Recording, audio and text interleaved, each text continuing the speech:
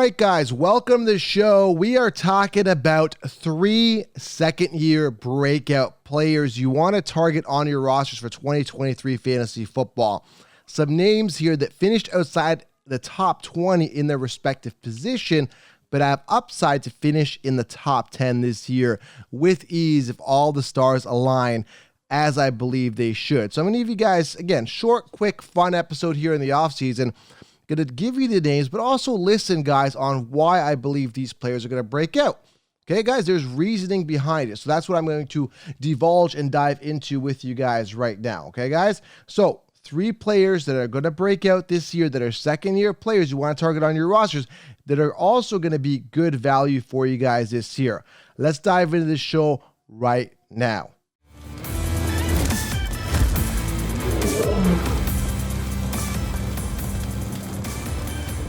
All right, guys, if you're new to the channel, make sure you guys subscribe. Fantasy football is around the corner. It is draft month, so make sure you guys pre-order the 16-round draft solution. I've linked it below. It's going to help you guys crush your leagues. Use promo code WIN to save yourself 20% on the solution. Pre-order right now. I've linked it below, or head on over to thefantasyfootballcounselor.com under programs and get the solution, get the championship. All right, guys? Again, leave a thumbs up and drop a second-year breakout player that you believe will have an amazing year. Is it going to be a Tyler Algier? Is it going to be a Kenneth Walker, who had a breakout last year, but is he going to exceed what he did last year? By how much? Drop a comment below. Let me know, all right? So let's dive into this, guys. The first player here, second-year breakout, is going to be set for an amazing year, is Drake London, okay? I'll tell you why I love Drake London, all right? Last year, okay, it wasn't exciting. Finished 31st in PPR. But understand, Desmond Ridder, the guy that's slated to start this year, was a third-round pick. Desmond Ridder is slated to start. Now, he is going to be on the same page, hopefully, with Drake London. To put this in perspective, Drake London and him played 4 games together. Drake London averaged 6.3 receptions on 9 targets, right? Not the most exciting numbers. Hold on, stick with me. 83.3 receiving yards and approximately 13.5 PPR fantasy points per game in those 4 games. They played 4 games together at the end of the season. Okay? So they have a little bit of chemistry together already. And Drake London was averaging around 13.5 points per game. That's something to think about, right? Not to mention, guys, that Drake London was a first-round pick, 8th overall in the 2022 draft. 6'3", 213 pounds. And last year, even though it was a disaster at the quarterback position, that offense was a disaster, still managed to get 117 targets for 72 receptions and 4 touchdowns. So with all of this upside and the opportunity there, Desmond Ridder is going to rely on him, and he's going to have to make some sort of impact. The target's got to go somewhere, right? Drake London's going to be the beneficiary. I'm not sold on Kyle Pitts being the solution. Maybe Pitts steps it up this year. I got to see what happens after the NFL draft. But the way it sits right now, Drake London is in a prime position to have an absolutely amazing year. Again, Desmond Ridder, am I sold on Ridder being a great quarterback? No. But I'm sold on the fact that he could consistently feed Drake London to consistently produce top wide receiver 2 numbers, right? And maybe top 10 potential if the targets continue to go. Like I said, 117 targets. We get that up to 140 targets. We're looking at really, 4 touchdowns last year. If we get that up to 10 touchdowns, we're looking at a good fantasy performer here. So Drake London, due for a big breakout, second-year player for fantasy football 2023. Second-year player that, again, upside is really, really there, and that's what I love about him. Okay, so many reasons here. Again, high draft capital. We saw, the connection near the end of the season. Talent, youth, everything is there. Again, as long as they don't bring in another wide receiver that's going to ruin this potential wide receiver 1 kind of contention, Drake London's the guy.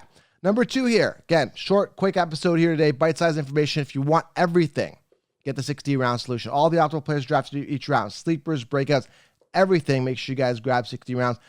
Because Sheep's rankings are dead, guys. That's not going to help you win your league. 60 rounds will help you crush your league, okay? Get it below. All right, second player here, Chris Olave. Upgrade at quarterback with Derek Carr. And as you know, I'm not a big Derek Carr fan, but he made Adams relevant last year, okay? Derek Carr is an upgrade. Alvin Kamara, who knows with him, could be facing suspensions with his off-field stuff. He's washed up at this point, not really sold on him, okay? They brought in Michael Thomas again, right? They're going to get Michael Thomas back in. He's a washed up wide receiver who can never stay on the field anyway. So I'm not seeing him as a major threat. So OLAVE is primed because you kind of know what the situation is like. Again, with the aging Kamara and Michael Thomas there, you can kind of see that OLAVE, who was again, first round pick, high draft capital. So these teams are investing high draft capital in these receivers. They're going to be slated as the one. Round 1 pick, 11th overall. Drake London, round 1 pick, 8th overall, right? They wouldn't invest a top 10, top 12 pick in a wide receiver if they didn't believe that that person is going to really do it for them. They're going to give them the opportunity. So Chris Olave last year finished 25th amongst wide receivers. Going back to the first one, Drake London finished 31st. These guys have a ton of upside still to go. Both of these guys that I mentioned had 4 touchdowns. So tons of ceiling still left. It's like they haven't even scratched the surface. The talent is there, right?